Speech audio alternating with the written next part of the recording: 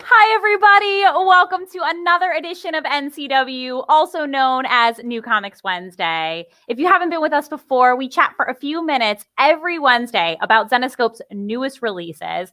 And today we have two releases, which I'm very, very excited to talk about. To buy our newest releases, head over to our website, go under comics, and then press new releases. You can also order on Comixology or pick it up from your local brick and mortar shop. If you want to learn about our newest past releases, you can always head to our YouTube channel where we have all of the past NCWs that we've ever had. Today, we're going to be chatting about Possessive Part 1 of 3, as well as Grim Fairy Tales Swimsuit 2021. And we'll be featured here by everyone's favorite Virtual Con host, Chris Slamson. It has been months since Chris has been on. I know you guys have been asking for it. You love it. And Chris has an energy that nobody else has. And that's all I can, it's one of 1,000 great things I can say about Chris. So without further ado, I'm going to bring Chris on. Hi, Chris. Whoa, Amber. Hello. Thank you for that wonderful intro. And check it out. I'm at the beach. Where are you at? I'm in our old office. I wish I was at the beach. Are you still in Hawaii? Like after VirtualCon, you just stayed there? Yeah, I just stayed at Xenoscope West HQ. There's a lot, to follow up here. I think you should get a transfer to Xenoscope West. It's so beautiful out here. I just talked to David Nakayama. We just grabbed lunch. Oh, you did you? You guys were hanging the whole time? No, I wish. I love that guy. Nakayama, if you're out there, stay safe and hope you're having a fun time in Hawaii. But yeah, I'm happy to be back. It's been a while. It has been a while. So let's chat a little bit about Gft Swimsuit 2021. So I'm going to drop the link right now. But Chris, do you want to tell them what's so special about this issue and why you're here today to talk about it? Yeah. So Amber, this is a first for you. And this is the second time this happened to me. But not only do we have cameos, we're like the stars of the entire issue. We are like the main characters here. So I'm going to just here's the actual in-hand issue. And I didn't show any, other, but if you look on the first page, there we are. Yes. Chris and I. So, Amber, first question, how old do you think we are in this issue? I would I want to say maybe I'm 10 to 12 years old. I don't know, maybe 13. I don't know. You seem like the person who, I don't know. You seem like the big brother here. Yes. I seem like the little sister. So I guess I'm younger then. We're one big happy family. I love it. Yeah. So basically we're playing with the Xenoscope Flyer, which if you haven't bought a Xenoscope Flyer, what are you doing? I know that Chris has one right next to him on the desk. Do you want to show everybody the flyer? And it's autographed by yours truly and our lovely host, Amber. The crew right there. So I'm going to run through the covers really quick before we talk about it. So we got 4 covers this week, all of the artists down below so you can see. Here is cover A. Look at that 6-pack real quick. Wow. Are those unattainable abs? I'm not really sure. Here is cover B. What city do you think is in the background of this? Florida? I don't know. Maybe Miami? I don't know. You've hung out in Miami a maybe lot. Miami. Maybe. I'm looking in it. Okay, we got cover C, which is my personal favorite out of this one. Yeah, I do. It's so good. Lisa looks great. I love this bathing suit. I wish I had this bathing suit. I think we should talk to Dave. Maybe he had some reference and one of his friends model it. So where do we get that bathing suit? And then cover D. Everybody in the comments, as always, drop whatever your favorite cover is. We said it before. Okay, so some people do think it's Miami, and also her abs are insane. I'm telling you, they're crazy there. I need to know her workout regimen. So again, it's $5.99. You can get it on our web store. You can get it on Comixology, or you can get it at your local comic shop. So I'm going to read the quick synopsis. And then Chris and I are going to chat about the issue and what makes Grim Fairy Tales swimsuit so special. So just in time for summer comes the Grim Fairy Tales 2021 swimsuit special. Get ready to check out all of your favorite Grim Universe heroines and villainesses soaking up the sun while wearing the season's hottest swimsuit fashions. Some of the industry's top artists contribute gorgeous pinups of the Grimm universe's most popular female characters in this stunning collection. Also includes a never-before-published Grimm Fairy Tales short story featuring Chris Lamson and Amber. And Amber. So what makes Grimm Fairy Tales swimsuit special? Like, is this something we do all the time? Is it something we do only once a year? So we do this every other year. So I actually will drop some links in the comments right now. But we also have a 2017 edition and a 2019 edition. And it's really cool. We are really well known for our pinup style covers. And so it's like this a callback to those type of magazines where, except it's all of our characters, they both feature artists that are our usual heavy hitters, and they also showcase art from artists that usually don't get as much of the limelight. But so it's a great way to showcase some talent that we have and that we take pride in that people may not necessarily know. And of course, we also throw in a nice one and done short story. I think so. Dave Franchini wrote the most recent one. I don't recall at the moment who wrote 2017, 2019, but Crim Fairy Tales, we pride ourselves on having like the best writing, the best creative team. So whether it's 2017, 2019, or this brand new issue out today, you get the best of both worlds, a neat story and some really, really cool swimsuit themed covers. And it's the best of everything. So I won't spoil whether Chris and I live or die in this. You'll have to buy it to find out. But Chris, could you share some backstory as to why we made an appearance in this swimsuit edition? So yeah. For those who don't know what I do at the office, a big chunk of my work is doing research and development and purchase ordering for special products. So I know a ton of you love metal cards and metal books. I order all those. So for the summer months, our web store coordinator, Mark, and we were experimenting with new products, and we wanted to sell a Frisbee disc. And like Amber said, this is easily my favorite cover. So I basically designed and ordered this particular disc right here. And the running joke in the office is we couldn't market or call it a Frisbee because that term is very trademarked and very copyrighted, and we didn't want to get sued. So we referred to it collectively as the Xenoscope Flyer. And as an inside joke, Dave took the concept of the Xenoscope Flyer and made an entire story out of it and included us. And that's kind of how the story happened and how we got into it. And of course, it's also a Gretel story. And Dave knows how much I love Gretel. So I have to give him a shout out for doing us. That's solid. So yeah, what does it mean to you to be in a story with your favorite Xenoscope character? It's the best feeling in the world. And I'm 2 for 2. So my first cameo ever with the company was with Bell, Hearts and Minds, and I was always jealous of Jason. How many times he got killed in a comic book issue?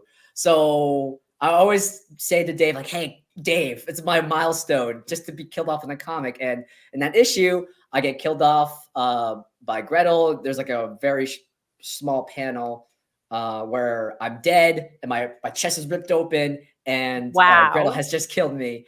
But now it's really great being in a Gretel story. She's hands down my favorite character. You can hear all about it if you listen to the latest episode of Everything Zen, where I actually interviewed Dave about Gretel. about Gretel's backstory and the writing and the creation. and it was just a good time. And I think it's just very, very fun how like we were into it. It's very tongue in cheek. There's like some inside jokes, and it's just really wholesome. It's a really wholesome story and which is saying a lot for a Gretel storyline, because it's so dark and so bloody most of the time. What's crazy about this issue, the Grimm Fairy Tales number 51, is what we're talking about today, is the fact that Chris and I are bickering like brother and sister, and that is real life in the office. No, it's not. Chris and I are besties. We're besties. I was telling you about this. Like, I was surprised how much of a brat I was written in this issue. I mean, obviously, like, Are they not telling you something, Chris? I don't know. Yeah, it's like it's coded language, but like, I mean, I guess when growing up, there were times where I was mischievous and stuff, but like I just had such an attitude in this issue. I was like, this fictional me's, I'm not uncomfortable with this fictional me. I don't know how I feel about this. Because I was picking on you on Fantasy Amber like the entire issue, which is bad. I'm just a victim here. That's what it is. It's so great having you on today. Really quick, again, we're talking about Grimm Fairy Tales number 51, which is our swimsuit. Chris mentioned before, it's only an issue we do every other year. So the last time we did it was in 2019, 2017. So the next time you'll probably see this issue is 2023. And hopefully we can bring Chris back on NCW in 2023 to talk about it. I don't know. Yes. Now we're going to move on to our second release, which is Possessive number 1. I'm going to bring on Ralph momentarily so he can talk about it. But real quick, Chris, what were your thoughts on this story? This is a very, very fun issue, our new series. I love how we're moving this direction of doing more offbeat left field type of stories. This is coming off of the tale of Mango and Bunnyman, and you have like this very zany premise where like a guy who's out of his luck, his family hates him and he's trying to keep it together. So he does like this one Hail Mary type of play to purchase this obviously haunted house. And it has like this sort of like subtle British dry humor that I really enjoy. I remember Dave Wohl was talking about it. He described it as sort of like an Edgar Wright film, and I completely agree. And like I love Edgar Wright's films. And the first issue I think is a great setup. And I think it's a perfect issue. It's definitely something new territory we haven't really explored, but still sticking to the roots of horror and dark fantasy. And I think there's a lot to love about this issue. Very, very fresh. Well, thank you, Chris, again, so much for joining us today on NCW. I'll have to have you on real soon. Everybody make sure that you read Grimm Fairy Tales number 51 so you can find out if Chris and I die or if we live. And thank you for having me on, Amber. And everyone enjoy NCW, and we'll see you soon. Or I'll see you soon. So now I'm going to bring on Ralph, and we're going to chat a little bit about Possessive. What's up? Hello. Hey. Fixing up my computer here. I'm in the conference room with the old Sinbad cover behind me. Oh, yeah? The bat. Do you want to plug Sinbad really quick? Sinbad's not really going on right now. So Dan Wickline plug it? Dan Wickline wrote it years ago. 2007 it first came out. Let us know if you want us to bring Sinbad back. It's been a while. It has been a while. It's so funny when Chris and I were just talking about Grimm Fairy Tales number 51 and like we're bickering siblings, and I was like, that's more a Ralph and my storyline. That's true. All we ever do is bicker like brother and sister. This is true, Amber. It is. Okay, let's talk about our two covers again. Right now, we're talking about our second release of the day, which is Possessive number 1. We've been promoting it a lot. Here are our two covers. Here is cover A. Ooh, I like it. I like it too. It's kind of like away a little bit. What? Gives away a little bit, a little. That's what I mean. Like I asked you a few minutes ago, I was like, was this meant to be a romantic comedy? It might give away. You don't know for sure. Maybe it gives away something, maybe it doesn't. Okay, two people waking up in bed next to each other and doesn't look like they're clothed and they look Could like be a fake out cover. Fake out cover. could be a fake out cover. Okay. And then that's the second cover. So our main character is a painter. Todd. If you didn't Todd. Todd's a painter. He's a loser. He truly is. I think Chris hit it on the head when he said it's sort of like Edgar Wright. It's an Edgar Wright type of story. It's dark but comedic, and the funny moments can be slapstick and fun, really funny. And then the dark moments are really truly dark. So I think that's the fun part about it. But he's a loser in every sense of the word. So he buys this house for his estranged wife. Well, I guess she's not really estranged. They're separated. She's done. She's out because he's such a mess, and he just wants her and the family back. And he buys this house without even consulting her. Wow. Thinking she's going to be like impressed by it. And so it's quite the fixer upper, and it happens to be haunted. So, and what happens, we don't know. We don't know. So what makes Possessive such a big deal? Like, what is so great about this issue? Why have we really been pushing it for the last couple of months?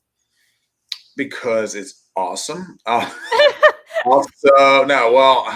Rodionoff, who had written Conspiracy. I had met Hans years before we became friends out in LA. Back of this. Yes, it's a good series, by the way. Hans is a writer, TV writer, and a feature writer. He had written a bunch of stuff. He wrote like the Lost Boy, one of the Lost Boys sequels. He's been around writing in Hollywood for a long time. He was writing on the Goldbergs, the TV show The Goldbergs, which is still going on. Which and is it's still also based in Philly. Based in Philly, right near where we grew up, and Joe and I. And he knew Adam Goldberg, the creator of the Goldbergs, really well. They were friends before the Goldbergs. So Hans and Adam had been like writing partners and friends for years. Adam creates this show that like blows up, and Adam becomes the next big thing in Hollywood. Hans starts writing on the Goldbergs and tells Adam about Joe and I, and Adam wanted to meet us because we're all from the same neighborhood, basically. So we just happened to meet Adam and hit it off with him. And then Adam was like always had wanted to write a comic book series. So we were looking for stuff for Adam to write for a couple years. And when he jumped onto Conspiracy with Hans. So the second volume, Adam and Hans wrote that together, Aliens. And then last year, they called up one day during the pandemic where nobody was leaving their house and we were all batshit crazy. And they pitched me Possessive over the phone. They had written like this sort of treatment for it, an outline for the story they wanted to tell. And that was sort of the start of this. And I just thought it was hilarious. I was like, I never saw anything like that. Romantic comedy with a grudge ghost being one of the romantic leads. Like, to me, that's just outside the box weird, but also brilliant. And that's how we started the series. So this is like a quick unrelated side note that I just thought of. So do you watch the Goldbergs? Yeah, I haven't watched recently, but I've watched most of the seasons. I watch the Goldbergs too. But isn't it kind of weird that it takes place in the 80s and they're growing up and you grew up in the 80s? So like you could have been one of those characters even though you didn't know each other back then. It's the funny thing is it's very similar because the family structure is my sister's the oldest, like the sister in the Goldbergs.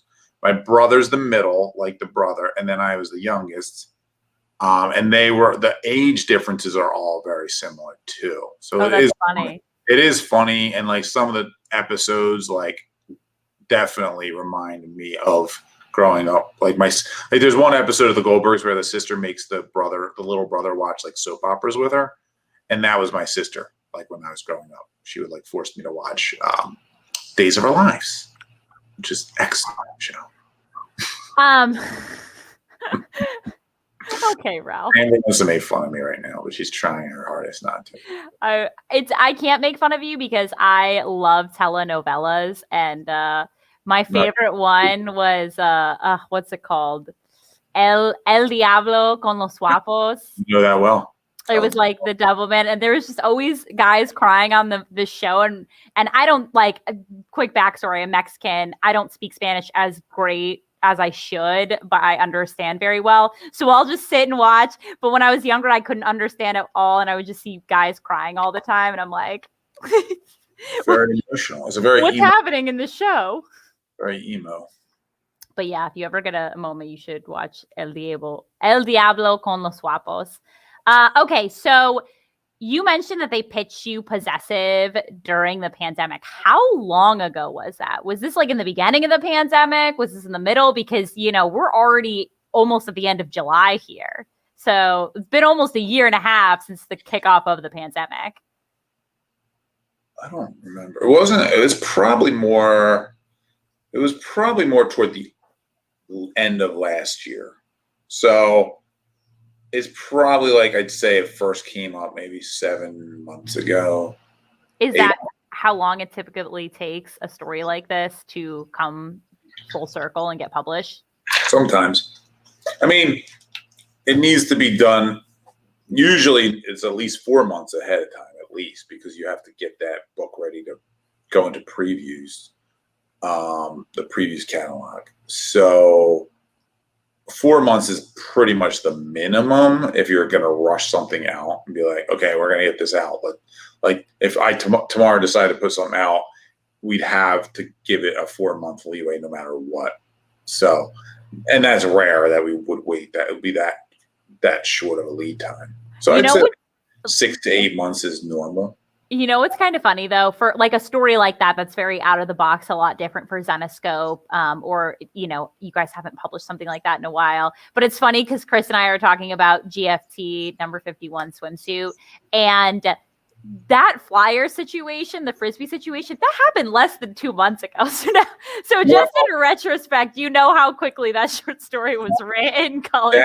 Yeah. So what happened was Dave probably solicited the swimsuit issue months prior, and then knew he needed to write a short story for it that wasn't ready yet, but it didn't matter because it was already being solicited. So he probably figured out the short story later, because it's a swimsuit issue. So it's not like he was. So it's not like what my intro, my debut is an important role. Now in the synopsis of the swimsuit issue, it mentioned yours and Chris's flyer, your flyer story. Look at Chris when he just commented in the comments. The flyer story. In case you guys were wondering, this is going to be the last time Ralph is ever on NCW. No, that's not true. Everybody loves when you're on. I love when you're on. You make me laugh a lot with your nonsense. Thank you. So, anything really else cool that you want to mention about Possessive number 1? Obviously, number 2 is most likely coming out in August. The reason it's $5.99 is our new. Well, we've done a lot of. You guys have noticed we've done a lot of these oversized issues. So it's a 3-issue book. Each issue has, I think, 32 pages of story. So it's a larger book. So it's almost like instead of doing a 5-issue mini, we were doing a 3-issue mini with just as many pages, essentially. It's, what else did I want to mention? It's really funny. It's really fun. It's a fun story. You should read it. I did read it. Thank you people listening. Yeah, I think it's really, listen, working with Adam and Hans has been a lot of fun. They're smart storytellers. It is always intimidating if you were giving a bona fide showrunner who has a successful TV series that's been on the air for almost 10 years notes. so whenever I give notes, I'm like, oh God, like what am I doing? But they're really, the cool thing about Adam and Hans is they're both very receptive, and they kind of go, oh, I see why you're saying that. And they do the notes, and there's no ego there. So it really does feel like it's a group effort in some ways. I mean, granted, they did the heavy lifting with the scripts, don't get me wrong. But I think like when you're working with these guys, like they're very receptive to new ideas, and that's what you look for when you're working with writers, because not all writers are like that, unfortunately. Well, again, we're talking about Possessive, number 1, $5.99. Before I let you go, Ralph, what was your favorite cover? Was it cover A or cover B? I guess A, just because, I don't know, it's tough because, what's funny about A, it looks like my friend Chris. Chris, you guys may know as the Mad Hatter in our comic book company.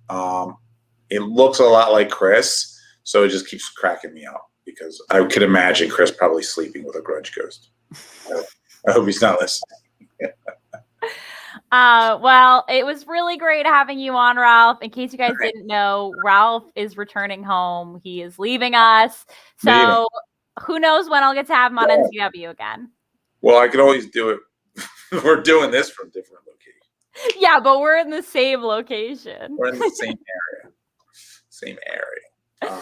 Well, whenever you want me back, Amber, I'm here. Really? Yeah. Wow. Okay. Okay, I'll talk to you later, Ralph. So again, today we were talking about our 2 newest releases. We just chatted about Possessive number 1. It's $5.99 in our web store, or you can get it on Comixology, or you can pick it up from your local brick and mortar shop. Again, we just talked about cover A as well as cover B. Our other release was Gft Swimsuit 2021. We have 4 covers for this. We have cover A, very, very toned, ripped abs cover. We got cover B, where we think it's Miami in the background, but we're not really sure. We got cover C, which is my personal favorite, and so was Chris's. And we have cover D.